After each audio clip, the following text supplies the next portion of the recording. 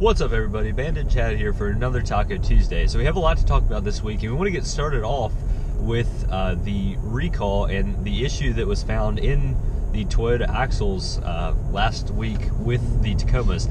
It sounds like what's going on is there's a bad seal in the axle, and that's causing a leak of the differential fluid, and they're saying that could cause catastrophic failure if you be running with no fluid back there.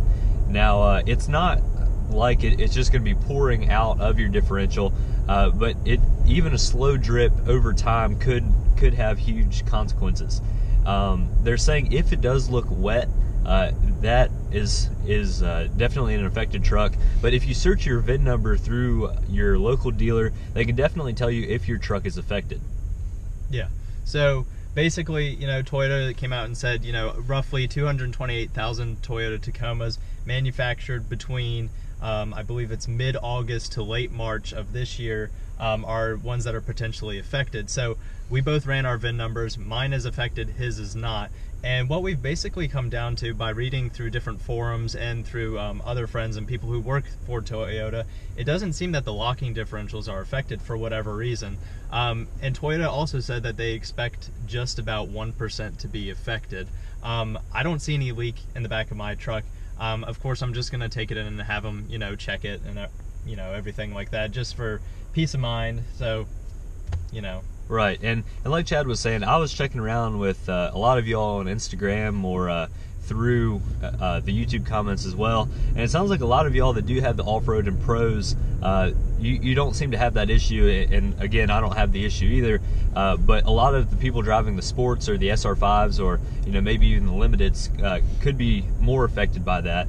Toyota's saying it could be up to around 228,000 trucks that were affected, but that's kind of an overestimation just to call it safe. But it sounds like what they're going to do is, if there is a sign of a leak, they're going to go ahead and replace that gasket that we were talking about. If there's not a sign of a leak, they're going to go around and re-torque the bolts that are around your axle housing just to be safe, make sure everything's going all right and everything else. And also to address the catastrophic failure issue, if you're driving around with no fluid in your differential, you're probably going to know it. There's going to be a lot more friction back there. It's going to definitely be making some noise.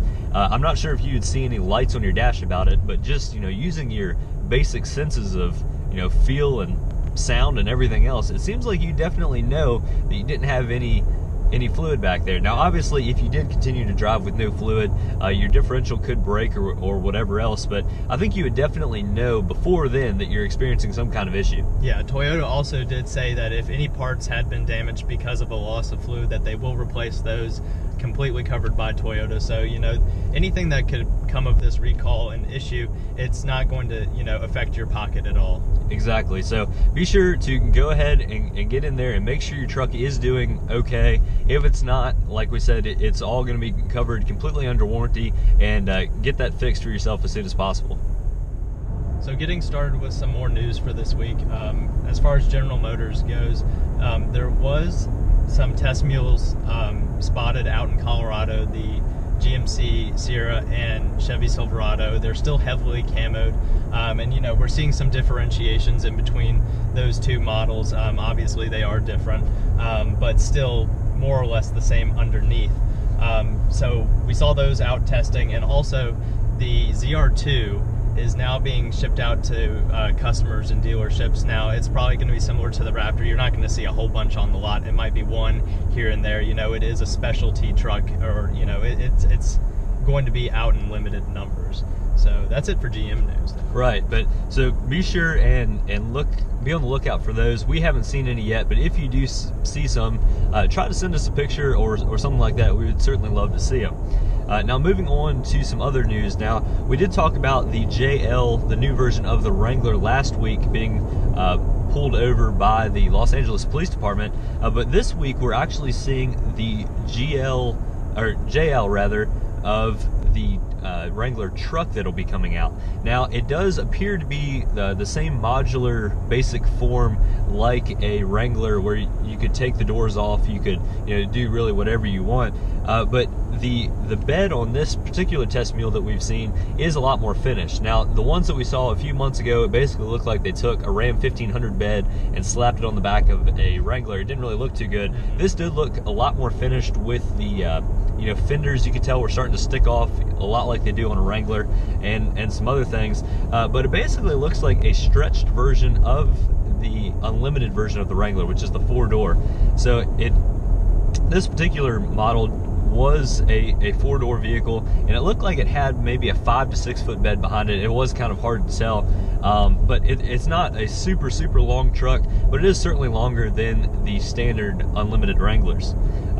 Also, here we have some news coming out of West Virginia. Senator Mark Maynard is working with the Hatfield and McCoy Authority to expand their digitizing of maps in West Virginia. Now, he's wanting to get all of the OHV trails and everything else on the internet so that us as enthusiasts would be able to look them up and enjoy them as we want to.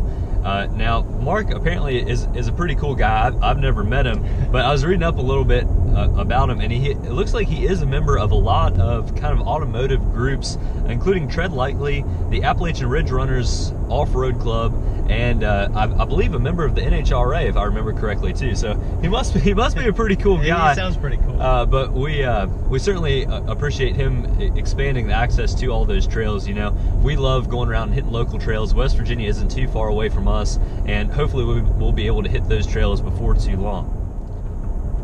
So with Nissan news this week, it sounds like they want to expand their Nismo lineup across all the models in their lineup. So currently it sounds like they're moving about 15,000 Nismo units a year, you know, with the GTR, with the 370Z, which is growing very long in the tooth by now. And also I think they have a Nissan Sentra Nismo model as well. But it sounds like they want to expand that to about 100,000 units per year.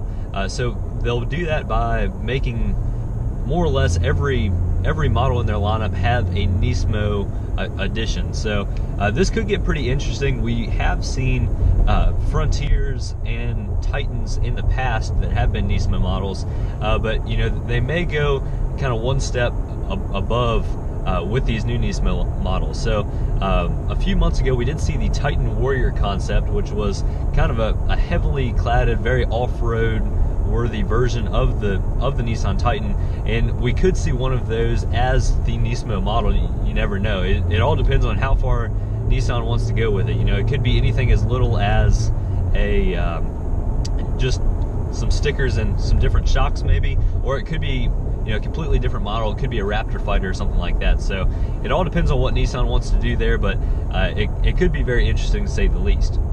So if y'all are following the channel pretty regularly, you will have seen that we did upload our Uwari adventure over the weekend. We had a great time down there. We would certainly recommend y'all going down there. So if you haven't already, please check that out. And that pretty much wraps up everything we have to talk about for this week. Yep. So thank you all very much for watching. Have a fantastic week, everybody. We'll catch you next time. See you guys.